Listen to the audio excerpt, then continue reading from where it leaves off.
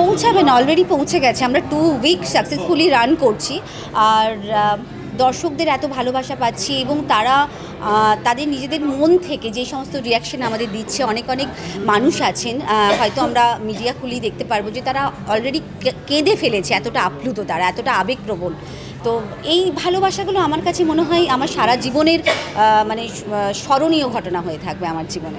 তাদেরকে এটা বলবো যে আপনারা ছবিটা দেখুন, এটা একদম একটা অন্য ধরনের গল্প। আমার মনে হয় এই গল্পটার সাথে সাধারণ মানুষ ভীষণভাবে তাদের নিজেদের ফ্যামিলি এবং নিজেদের যারা হাউস হেল্প আছে সবার সাথে রিলেট করতে পারবে এবং কোথাও গিয়ে তাদের মনে হবে যে এই ছবিটা যদি হল থেকে কখনো চলে যায় যে আমি কেন এটা দেখলাম না, আমি মিস করে গেলাম।